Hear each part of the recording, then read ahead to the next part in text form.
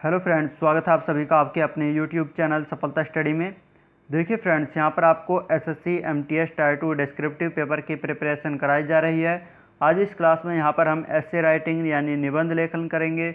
देखिए हमारी class number 20 है। इससे पहले 19 क्लास जा चुकी हैं। यदि आपने उन सभी क्लास को नहीं देखा है तो प्लीज़ चैनल की प्लेलिस्ट में जाकर उन क्लास को ज़रूर देखें। उन सभी क्लास में आपको इम्पोर्टेंट टॉपिक पर एसे और लेटर कराए गए हैं। हो सकता है आपके एग्ज़ाम में उन्हीं टॉपिक में से क्वेश्चन पूछ ले जाए, तो प्लीज़ सभी क्लास को ज़रूर देखें। प्लेलिस्ट का लिंक आपको इसी क्लास के डिस्क्रिप्शन में भी दिया गया है। देखिए आपका जो टायर 2 डिस्क्रिप्टिव एग्ज़ाम है यह 8 मई 2022 को होगा, तो 8 मई नज़दीक ही है। आप अपनी तैयारी को बेहतर करने के लिए सभी क्लास को देखें और साथ ही प्रैक्टिस ज़रूर करें। चलिए अब क्वेश्चन की तरफ चलते हैं। देखिए यहाँ पर क्वेश्चन पूछा गया है कि जनसंख्या नियंत्रण पर एक निबंध लिखिए। तो देखिए काफ़ी इम्पोर्टेंट क्वेश्चन है ये आपके एसएससी डिस्क्रिप्टिव एग्ज़ाम के लिए, तो आप इस क्लास को ज़रूर देखें। काफ़ी इम्पोर्टेंट है, हो सकता है आपके एग्ज़ाम में इसी टॉपिक पर से निबंध पूछ लिया जाए। तो चलिए अब आगे चलते हैं। देखिए आप हमारे चैनल पर फर्स्ट टाइम आए हैं तो प्लीज़ चैनल को सब्सक्राइब ज़रूर कर लें और इस क्लास को लाइक कर दें। देखिए आपके एग्ज़ाम में जो आपको आंसर कॉपी मिलेगी, तो आंसर कॉपी में सबसे ऊपर आपको पहले क्वेश्चन नंबर लिखना होगा। जो आपके क्वेश्चन पेपर होगा उसमें जो क्वेश्चन नंबर होगा ऐसे का, तो आप क्वेश्चन नंबर लिखेंगे। फिर आपको जो ऐसे करना है उसका यहाँ पर टॉपिक हेडिंग के रूप में लिख लेंगे। जैसे यहाँ पर लिखा गया है जनसंख्या नियंत्रण, तो आपको सेम इसी प्रकार लिखना होगा यदि यही आपके एग्ज़ाम में पूछा जाता है क्वेश्चन। तो देखिए ऐसे का जो सबसे फर्स्ट पार्ट है वो होता है प्रस्तावना। तो सबसे पहले आपको प्रस्तावना लिखनी होगी। इसके लिए आपको कोई प्रस्तावना करके शब्द नहीं लिखना है, सीधे आप डायरेक्ट ही लिखेंगे। तो प्रस्तावना में आपको लिखना होगा कि एक राष्ट्र की उन्नति में कई बाधाएं आती हैं। अधिक आबादी उनमें से एक है। 130 करोड़ से अधिक नागरिकों का घर भारत विश्व में चीन के बाद दूसरी सबसे अधिक आबादी वाला देश है। फिर पूर्ण विराम लगाएंगे। देखिए जहाँ पर भी आपकी कोई लाइन कंप्लीट होती है तो आपको ये पूर्ण विराम जरूर लगाना होगा।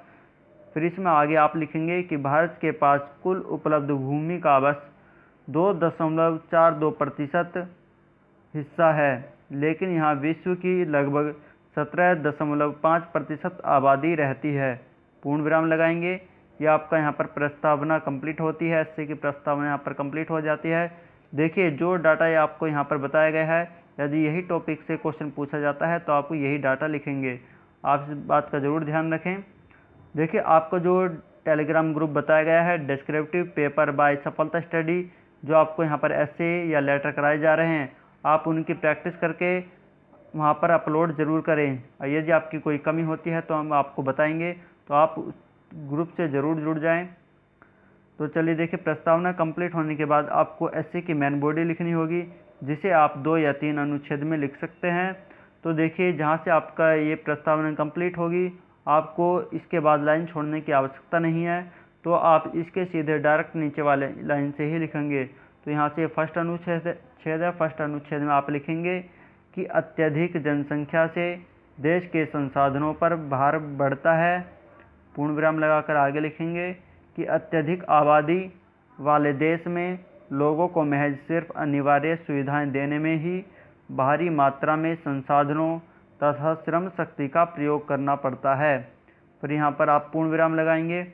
इसके बाद आप लिखेंगे कि विश्व के कुल भूखे लोगों में से 25% भारत में रहते हैं तथा देश में 0 से 5 वर्ष के 38% बच्चों का अवरुद्ध विकास हमारी विशाल आबादी का ही प्रत्यक्ष परिणाम है। यहाँ पर कहा गया है कि 0 से 5 वर्ष तक के 38% बच्चों का जो अवरुद्ध विकास है वह हमारी विशाल आबादी का ही प्रत्यक्ष परिणाम है। इसमें आगे आप लिखेंगे कि इतनी बड़ी आबादी के लिए बुनियादी ढांचा जैसे सड़कों, अस्पतालों, विद्यालयों आदि का विकास एक विशालकाय कार्य है तथा स्वतंत्रता के 7 दशक बीतने के बाद भी हम इसे प्राप्त करने में असफल रहे हैं। तो यहाँ पर ये आपका फर्स्ट अनुच्छेद कंप्लीट हो जाता है। फर्स्ट अनुच्छेद कंप्लीट होने के बाद आपको इसका सेकंड अनुच्छेद भी लिखना होगा। तो सेकंड अनुच्छेद के लिए आपको लाइन छोड़ने की आवश्यकता नहीं है। फर्स्ट अनुच्छेद के बाद आपको डायरेक्ट इसके सीधे नीचे वाली लाइन में ही आगे थोड़ा सा स्पेस छोड़कर आप लिखेंगे। देखिए आपको जो आंसर कॉपी मिलेगी उसमें बॉक्स नहीं बने होंगे, ना ही वो पूरा प्लेन पेपर होगा। आपकी जैसे हिंदी की कॉपी होती है लाइन वाली, आपको ऐसा ही पेपर मिलेगा। तो आपको इस बात का ध्यान रखना है। और आपको देखिए अपनी राइटिंग का विशेष ध्यान रखना है। आप साफ साफ शब्दों में ही, साफ साफ अक्षरों में ही एस्से को लिखेंगे।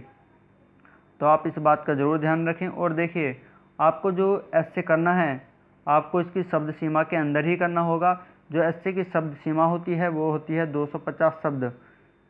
एक एस्से आप 250 शब्दों में ही लिखेंगे। आपको इस बात का खास ध्यान रखना है। और यदि आप देखिए अपना एस्से 225 से